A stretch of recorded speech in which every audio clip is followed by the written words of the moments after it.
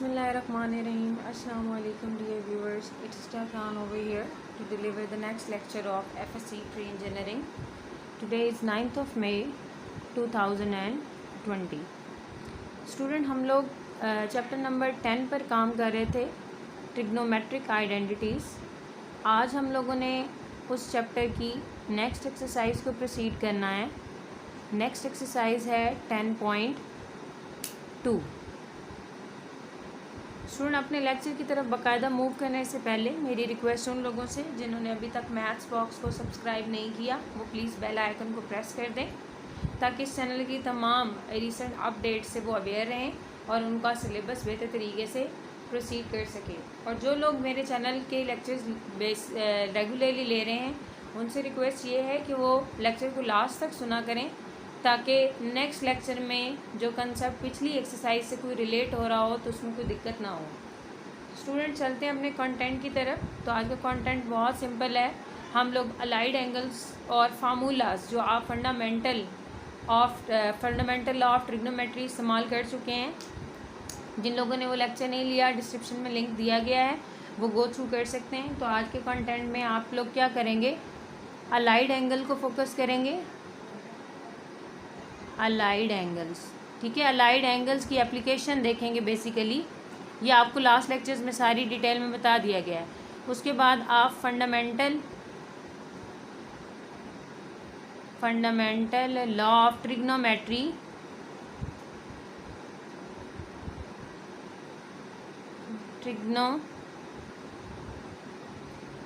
को यूज़ करेंगे और फर्दर इसकी डिडक्शंस को भी यूज़ करेंगे। Deductions of fundamental law of trigonometry.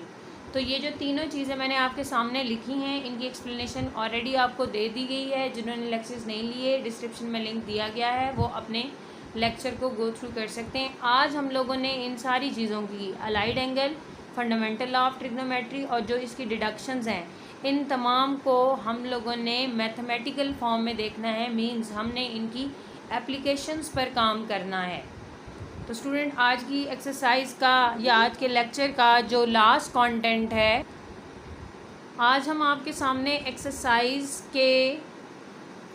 Exercise basically 10.2 का हम क्वेश्चन नंबर 1 से लेके क्वेश्चन नंबर 7 तक सॉल्यूशन प्रोवाइड करेंगे और आपको बताएंगे वीडियो के लास्ट में कि कितना वेटेज है इन क्वेश्चंस का पेपर में और कौन कौन से क्वेश्चंस पहले बोर्ड के पेपर में क्लिक हो चुके हैं, मींस बोर्ड के पेपर्स का हिस्सा रह चुके हैं। तो स्टूडेंट चलते हैं अपने पहले क्वेश्चन की तरफ। क्वेश्चन नंबर 1 का पार्ट नंबर 1 आपके पास मैं अलाइड एंगल से सॉल्व करूंगी। तो आप इसकी लेफ़्ट हैंड साइड ले लें। लेफ़्ट हैंड साइड आपके पास है साइन 180 डिग्री प्लस थीटा।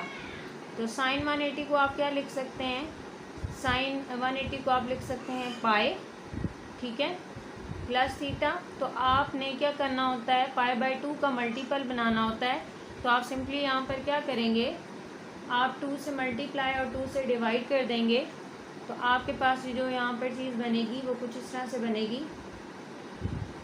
अब ज़रा यहाँ पर देखें, यहाँ पर इवन मल्टीपल है। इवन मल्टीपल है इसका मतलब है ये साइन अपनी को रेशो में चेंज नहीं होगा, साइन में मेंटेन रहेगा और ये चीज़ यहाँ से ख़त्म हो जाएगी और ये थीटा। अगर आप यहाँ पर सिंबल को गौर करें तो यहाँ पर आपके पास होता है 0 1 2। 2 में कुछ ऐड हो रहा है, 2 सर्कल्स पूरे हैं, मतलब 2 में कुछ ऐड, 2 मल्टीपल है पाई/2 का, sorry.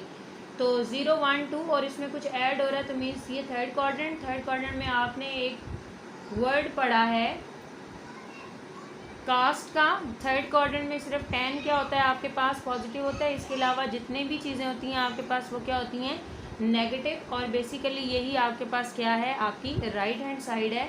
So you get left hand side is equals to right hand side. Student ये मैंने सिर्फ एक क्वेश्चन डेमो के लिए दिया है उन लोगों के लिए जिन्होंने लास्ट लेक्चर्स नहीं लिए हुए। जिन्होंने लास्ट लेक्चर्स नहीं लिए हुए डिस्क्रिप्शन में लिंक दिया गया, वो गो थ्रू कर सकते हैं। ये पहले क्वेश्चन के सारे पार्ट्स मैं अलाइड एंगल की हेल्प से करूँगी। स्टूडेंट्स ये आपके पास क्वेश्चन नंबर 1 के ही नेक्स्ट पार्ट्स कर दिए गए हैं। इन सारों पे मैंने अलाइड एंगल लगा के इनकी लेफ़्ट हैंड साइड को राइट हैंड साइड के इक्वल रखा है। स्टूडेंट ये पेपर पॉइंट ऑफ व्यू से शॉर्ट के हवाले से बहुत ज़्यादा इम्पॉर्टेंट है। इसके बाकी जो पार्ट्स हैं वो इसी तरीके से अलाइड एंगल की हेल्प से ही आप कर सकते हैं। वो आपके लिए मैंने छोड़ दिए हैं। अगर किसी को उसको करते वक्त दिक्कत हो तो वो कमेंट सेक्शन में आ सकता है। इंशाल्लाह उसकी प्रॉब्लम को बेहतर तरीके से सॉर्ट आउट किया जाएगा। तो मूव करते हैं क्वेश्चन नंबर 2 की तरफ। स्टूडेंट क्वेश्चन नंबर 2 में आपको कहता है find the value of 15 degree. ठीक है, 15 डिग्री और साथ में आपको क्वेश्चन में हिंट भी दे रहा है कि आपने 15 डिग्री को 45 - 30 लिखना है। ठीक है, तो इसका सोल्यूशन हम लोग फंडामेंटल लॉ और उसकी डिडक्शंस को इस्तेमाल करते हुए निकालेंगे। सोल्यूशन आपके पास कुछ इस तरह से होगा कि साइन ऑफ 15 डिग्री को आप क्या लिख सकते हैं, you can write sine of 15 is equals to 45 - 30।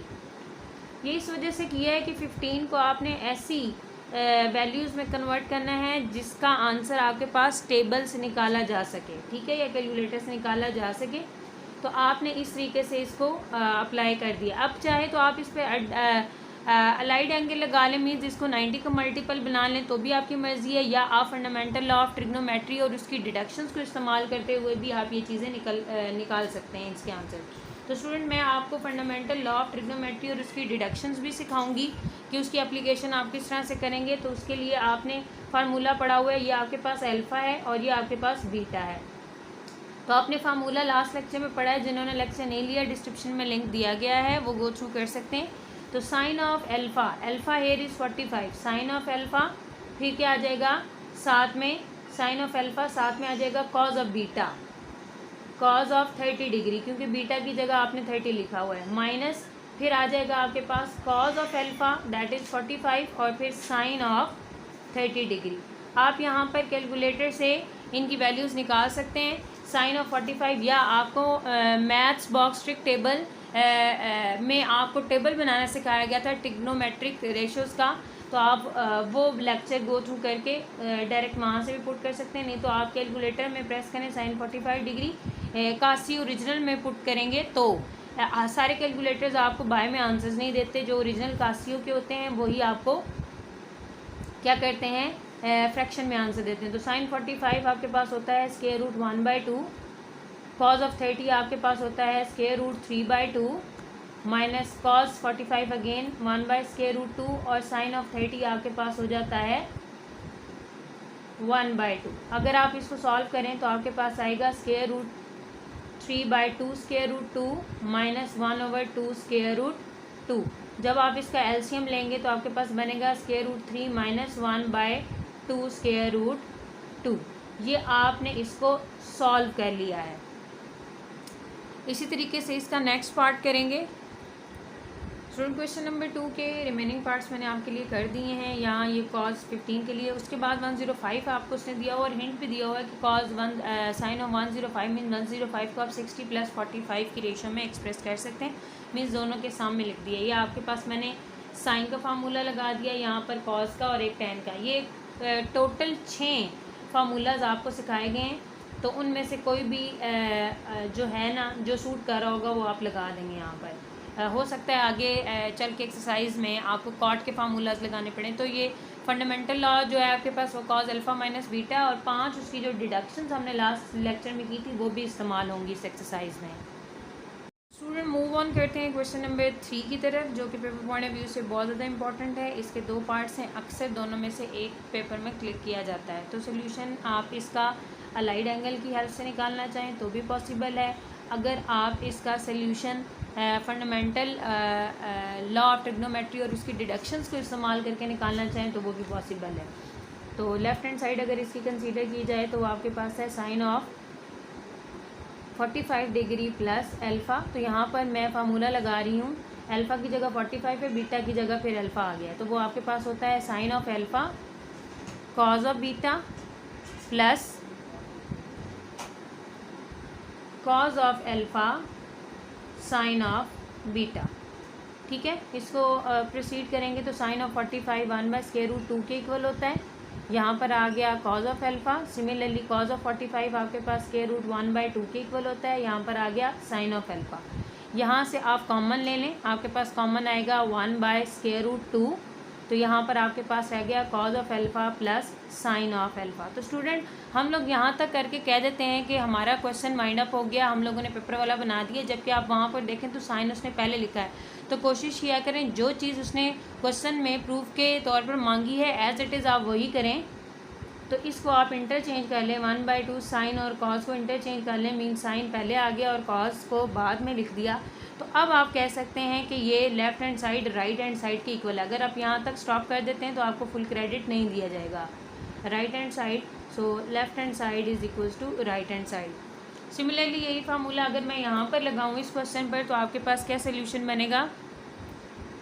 तो क्वेश्चन नंबर 2 पर आपने क्या किया है, पार्ट नंबर 2 में आप लोगों ने फंडामेंटल लॉ ऑफ ट्रिग्नोमेट्री की डिडक्शन को इस्तेमाल करते हुए आपने left hand side is equals to right hand side prove कर लिया। और ये पेपर पॉइंट ऑफ व्यू से बहुत ज़्यादा इंपॉर्टेंट क्वेश्चन है।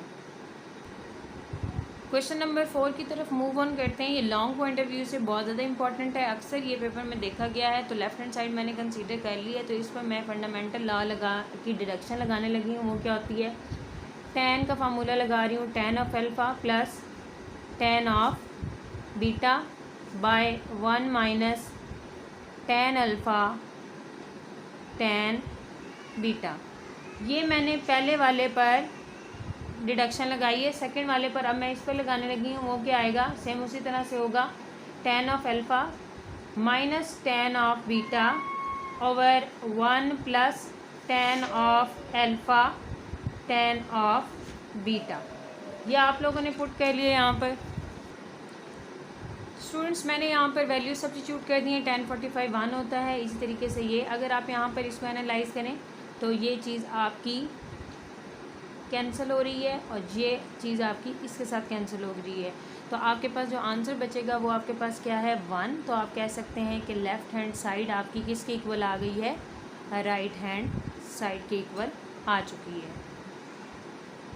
स्टूडेंट ये आपके पास है क्वेश्चन नंबर 4 का पार्ट नंबर 2। इसमें कोई भी नई रॉकेट साइंस को यूज़ नहीं किया गया, सिर्फ वही deduction of fundamental law of trigonometry को यूज़ किया गया है। यहाँ पर tan का फार्मूला ओपन किया गया है, यहाँ दोबारा tan का फार्मूला और tan π/4 आपके पास 1 होता है, बाकी ये एज इट इज़। tan 3 π/4 आपके पास -1 होता है। ये एज एड कन्वर्जन आपको सिखाई गई है। उसके बाद आपने एलसीएम ले लिया, कटिंग हो गई, 0 by something is always 0, so you get the right hand side that is basically equals to the left hand side of the question. Students ये आपके पास पार्ट नंबर 3 है। ये मैंने आपको सोल्यूशन इसको प्रोवाइड कर दिया। अगर इसको फिर भी कोई मसला हो तो वो कमेंट सेक्शन में आ सकता है, इंशाल्लाह आपकी प्रॉब्लम को बेहतर तरीके से सॉर्ट आउट किया जाएगा। जिसका पार्ट नंबर 4 है वो इम्पॉर्टेंट है, पेपर पॉइंट ऑफ व्यू से चलते हैं उसकी तरफ। स्टूडेंट क्वेश्चन नंबर 4 का part number 4 paper point of view से बहुत ज़्यादा इंपॉर्टेंट है, बहुत ज़्यादा इंपॉर्टेंट है। लेफ्ट हैंड साइड मैंने लिख ली, यहाँ पर क्या होगा कि ये आप लोगों ने tan को लिख लिया साइन ओवर कॉस, ठीक है, θ/2, then you have to take the LCM over here. इस स्टेप में, तीसरे स्टेप में आपने क्या एलसीएम ले लिया, एलसीएम के डिनोमिनेटर आपस में कैंसिल हो गए। अब इसको आपने कॉम्पैक्ट फॉर्म देनी है, मीन्स खुली हुई चीज़ को आपने बंद करना है। Sine alpha cos beta minus cos alpha sine beta, तो ये आपके पास फार्मूला बनेगा साइन अल्फ़ा माइनस बीटा का। तो मैंने इसको कॉम्पैक्ट फॉर्म यहाँ पर ये दे दी। सिमिलरली नीचे जो है वो आपने कॉम्पैक्ट फॉर्म देनी है, वो आपकी बन जाएगी कॉज ऑफ थीटा माइनस θ/2। यहाँ पर अगर आप इसको सॉल्व करें, थीटा माइनस θ/2 ये आपके पास θ/2 के इक्वल होता है एलसीएम लेने के बाद। तो ऊपर बना साइन θ/2, नीचे बना कॉस θ/2। साइन और कॉज आपके पास tan होता है, तो बेसिकली यही आपके पास क्या है, राइट हैंड साइड है। ये क्वेश्चन बहुत ज़्यादा इंपॉर्टेंट है पेपर पॉइंट ऑफ व्यू से। क्वेश्चन नंबर 4 का पार्ट नंबर 5 आपके सामने है। लेफ्ट हैंड साइड आपने कंसीडर कर ली, साइन को आपने कन्वर्ट कर लिया, सॉरी tan को कन्वर्ट कर लिया। उसके बाद इस स्टेप में आपने सिंपली एलसीएम लिया है, cause of theta cause of I LCM लिया, तो ये डिनोमिनेटर कैंसिल कर दिए। ऊपर वाली चीज़ को आपने कॉम्पैक्ट फॉर्म में यहाँ पर लिख लिया और नीचे वाली चीज़ को भी कॉम्पैक्ट फॉर्म में लिख लिया। तो यही बेसिकली आपके पास कौन सी साइड है, आपकी right hand side. Question number 5 पर अगर बात की जाए तो ये इतनी दफ़ा इंपॉर्टेंट है, ये बेतहाशा दफ़ा पेपर का हिस्सा रह चुका है, लॉन्ग पॉइंट ऑफ व्यू से बहुत ज़्यादा अहम है। चलते हैं क्वेश्चन नंबर 5 की तरफ। तो स्टूडेंट्स चलते हैं अपने क्वेश्चन नंबर 5 की तरफ। क्वेश्चन नंबर 5 आपके पास मैंने लिख दिया, इसकी लेफ्ट हैंड साइड अगर आप कंसीडर करें तो वो आपके पास आ जाएगी cos of alpha plus beta then cos of alpha minus beta. आप इसको एक्सपेंड कर लें, मीन्स इसको खोल लें, वो क्या आ जाएगा cos of alpha cos of beta minus sine of alpha sine of beta. Similarly आप सेकंड वाले कॉज की वैल्यू को खोल लें, वो क्या हो जाएगा cos of alpha cos of beta, minus की जगह यहाँ पर प्लस होता है फार्मूले में, तो यहाँ पर आ गया आपके पास साइन अल्फ़ा साइन बीटा। ये आप लोगों ने क्या किया है, फार्मूलाज को ओपन कर लिया है। अब आप सिंपली क्या करेंगे, अब आप इनको मल्टीप्लाई करेंगे। मल्टीप्लाई अगर आप इनको देखें या इस पर आप फार्मूला लगा सकते हैं A square minus B square का, तो वो आपके पास आ जाएगा cos alpha cos beta whole square minus sine alpha sine beta whole square. इसको अगर आप ओपन करें तो वो आपके पास आ जाएगा cos square alpha cos square beta minus sine square alpha sine square beta. ये आपके पास इक्वेशन नंबर 1 कह के आप इसको स्टॉप कर दें। अब आपने क्या करना है, अब आपने पहले वाला रिजल्ट यहाँ पर इसको प्रूव करना है। इसको प्रूव करने के लिए अगर आप गौर करें तो अल्फ़ा जो है वो कॉस के साथ होना चाहिए और बीटा जो है वो साइन के साथ होना चाहिए। तो जहाँ कहीं भी कॉस के साथ अल्फ़ा है उसको मेंटेन रखें, जहाँ कॉस के साथ बीटा है उसको ख़त्म कर दें। मीन्स अगर हम प्रूफ को देखें तो इस कॉस के अल्फ़ा को हम लोगों ने तंग नहीं करना, ये ऐसे ही रहेगा। यहाँ पर हमें कॉस के साथ बीटा नहीं चाहिए तो इसको आप चेंज कर दें, इसको आप लिख सकते हैं 1 minus sine square beta. Next move on करें तो साइन के साथ आपको चाहिए बीटा, मीन्स ये यहाँ से चेंज होगा, ये चेंज होगा तो इसकी जगह आप क्या लिख लेंगे 1 माइनस कॉस स्क्वायर अल्फ़ा और ये sine of beta as it is रहेगा साइन स्क्वायर बीटा। अब आप इसको ओपन कर लें, मीन्स मल्टीप्लाई किया तो वो आ गया cos square alpha minus cos square alpha sine square beta minus sine square beta, इसको मल्टीप्लाई किया minus sine square beta cos square alpha. अब आप ये ब्रैकेट एक्सपेंड करते हैं, मीन्स खोल दें cos square alpha minus cos square alpha sine square beta minus sine square beta sine square beta cos square alpha. अगर आप यहाँ पर गौर करें तो दो टर्म्स आपकी कैंसिल हो रही हैं, ये और ये आपके पास कैंसिल हो गया, तो आपके पास रिजल्ट बना cos square alpha minus sine square beta. तो अगर आप इसको गौर करें तो ये चीज़ आपने डिराइव कर ली है, ठीक है। अब अगर हम मूव करें नेक्स्ट की तरफ, तो ये अगर हमने चीज़ बनानी हो तो इसको अगर आप गौर करें इक्वेशन नंबर 1 को ही इस्तेमाल करेंगे। सिर्फ आपने ये देखना है कि कॉस के साथ अब की बार बीटा होना चाहिए, जहाँ कहीं भी कॉस के साथ अल्फ़ा है उसको चेंज कर दें।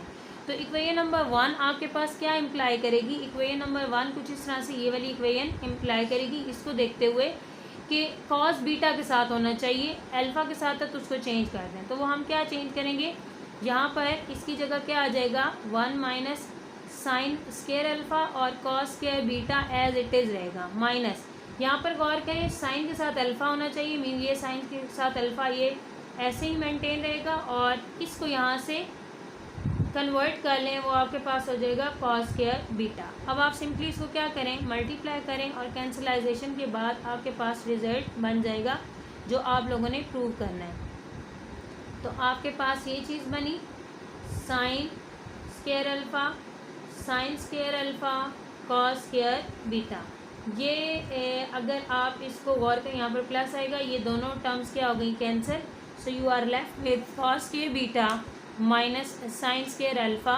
तो ये आप लोगों ने क्वेश्चन तैयार करना है लॉन्ग पॉइंट ऑफ व्यू से, लॉन्ग क्वेश्चन के हिसाब से ये इम्पॉर्टेंट है। इसमें कुछ भी जो है रॉकेट साइंस या कोई ऐसा ख़ास कंसेप्ट नहीं है, वही बार बार इस एक्सरसाइज में फंडामेंटल लॉ और उसकी डिडक्शंस को इस्तेमाल किया जा रहा है। बस आपको राइट हैंड साइड या दूसरी साइड हमेशा क्वेश्चन की डिफ़ाइन किया करेगी कि आपने क्या बनाना है और क्या रिमूव करना है। तो ये लॉन्ग क्वेश्चन के हिसाब से बहुत ज़्यादा इंपॉर्टेंट क्वेश्चन है। स्टूडेंट्स चलते हैं क्वेश्चन नंबर 6 की तरफ। क्वेश्चन नंबर 6 लॉन्ग क्वेश्चन के हवाले से बहुत ज़्यादा इंपॉर्टेंट है। लेफ्ट हैंड साइड मैंने कंसीडर कर लिया है। सिंपली मैंने यहाँ पर क्या किया है, मैंने फंडामेंटल लॉ ऑफ ट्रिग्नोमेट्री और इसकी डिडक्शन को यूज़ करते हुए 4 फार्मूलाज खोले हैं, इसका इसका इसका देन इसका।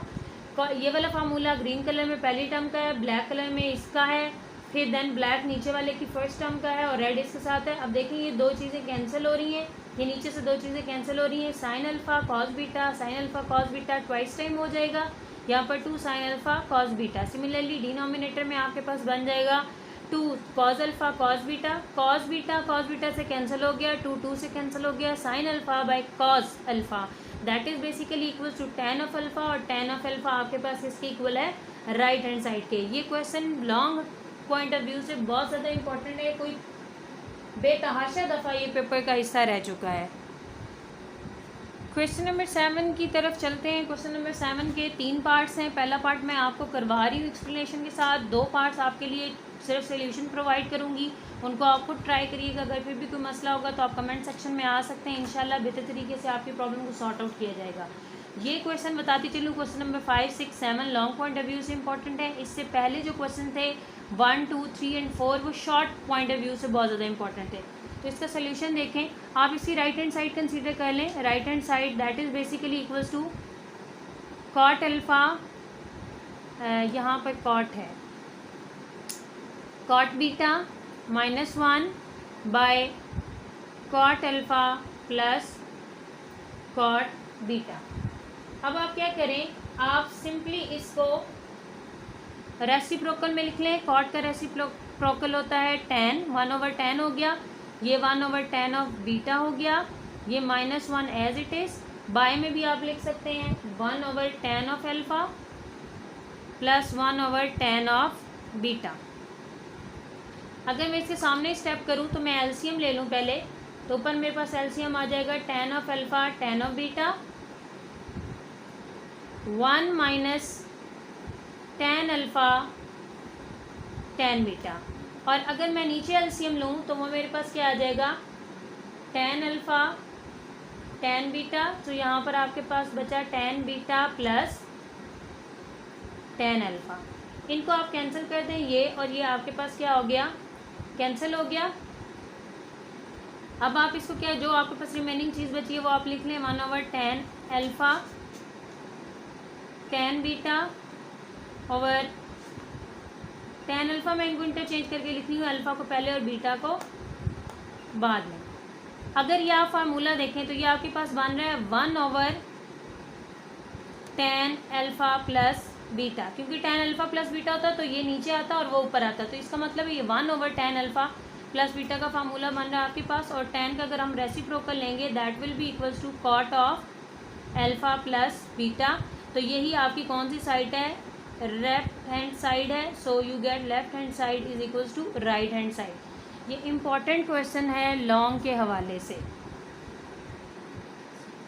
स्टूडेंट्स ये आपके पास सोल्यूशन है क्वेश्चन नंबर 7 के पार्ट नंबर 2 और 3 का मैंने सोल्यूशन प्रोवाइड कर दिया है। ये बहुत सिंपल है, सिर्फ आप लोगों ने कोर रेशियोज में चेंज करते हुए मतलब tan को कॉट को 1/tan लिख देते हैं, देन आपने एलसीएम लिया और कटिंग के बाद आपके पास रिजल्ट बन गया। इन ये जो क्वेश्चन है क्वेश्चन नंबर 7, इसके बेसिकली 4 स्टेप्स हुआ करेंगे। सबसे पहले आप लोग क्या करेंगे, आप रेलेवेंट रेसिप्रोकल में कन्वर्ट करेंगे। दूसरे स्टेप में आप एलसीएम लिया करेंगे।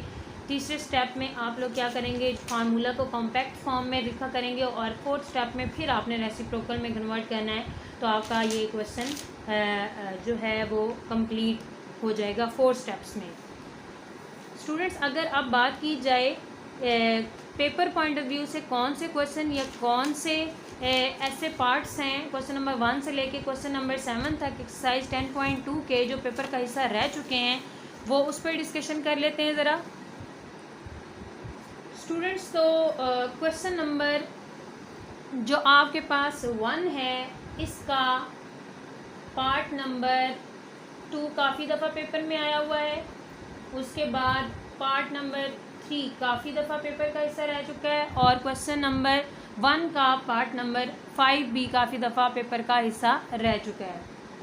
अगर हम मूव करें क्वेश्चन नंबर 2 पर, तो क्वेश्चन नंबर 2 का जो पार्ट पेपर में शॉर्ट में रह चुका है वो है 4 और 5। आप पिछले सालों के पेपर अगर गो थ्रू करें डिफरेंट बोर्ड्स के तो आपको पता चलेगा क्वेश्चन नंबर 2 में से पार्ट नंबर 4 और 5 काफ़ी दफ़ा पेपर में रिपीट किया गया है। सिमिलरली मूव ऑन करते हैं क्वेश्चन नंबर 3 तक। क्वेश्चन नंबर 3 का जो पार्ट नंबर 1 और पार्ट नंबर 2 है वो काफ़ी दफ़ा पेपर का हिस्सा रह चुका है। क्वेश्चन नंबर 4 की तरफ अगर बढ़ें तो क्वेश्चन नंबर 4 में पार्ट नंबर 1 और पार्ट नंबर 3 काफ़ी दफ़ा डिफरेंट बोर्ड्स का हिस्सा रह चुका है। जो क्वेश्चन नंबर आपके पास 5 और 6 है, question number 5 as it is long के हवाले से इम्पॉर्टेंट है क्योंकि इसका कोई पार्ट नहीं है, तो ये लॉन्ग पॉइंट ऑफ व्यू से बहुत ज़्यादा इम्पॉर्टेंट है।